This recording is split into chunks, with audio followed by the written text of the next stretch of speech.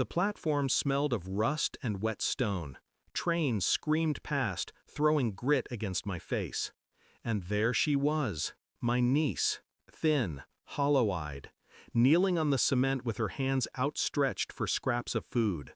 I froze. Her hair was tangled, her dress torn. She looked up at me, lips trembling, whispering only one word, "Please." I pulled out my phone before my mind could catch up with what my eyes were seeing. My brother answered on the second ring. "Your daughter?" I said. "She's at the station. She's begging." He chuckled, distracted, as though I'd interrupted something trivial. "What? My daughter is right here, playing in front of me." The blood drained from my body. Then who was in front of me? The girl shivered, clutching her stomach, waiting for my answer. That's when it hit me. His new wife's shadow stretched longer than her smile ever revealed. I drove home with the girl in my back seat. She barely spoke, ate every crumb from a packet of crackers I found under the seat. When I carried her into my apartment, she clung to me with a strength that didn't belong to someone her size. Later, I called my brother again, told him what I had found.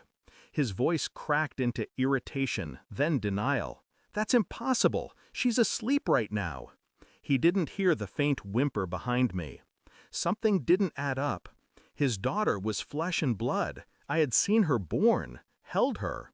Yet this child, starved, broken, looked exactly the same. I studied her as she slept on my couch. Every feature mirrored the girl my brother claimed was at home. Two versions, one cherished, one discarded, but only one truth. I began digging quietly. Hospital records, birth certificates. The dates blurred, overlapped, contradicted. One file stamped, another altered. It didn't take long to see the cracks. His new wife had brought paperwork, stories, explanations. My brother, blind with devotion, signed everything she handed him.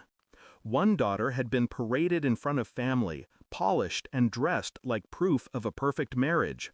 The other had been erased, hidden, left to rot in the shadows of lies. At the station, I had stumbled upon the secret they thought would never see daylight. I didn't tell my brother, not yet. I wanted him to see it himself. The DNA test arrived in a plain envelope. I didn't need it, but I wanted the silence of certainty. The starving girl was his. Every strand of her hair carried his blood. I waited until the next family dinner.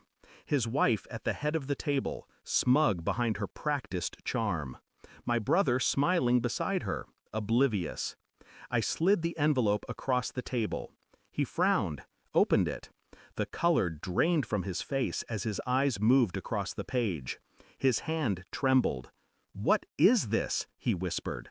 His wife's fork clattered against the plate. Her mask cracked in real time.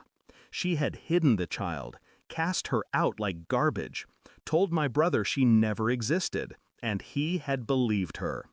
I didn't shout. I simply looked at my brother. "She begged for food in front of me," I said, "while you sat here believing lies." His wife tried to speak.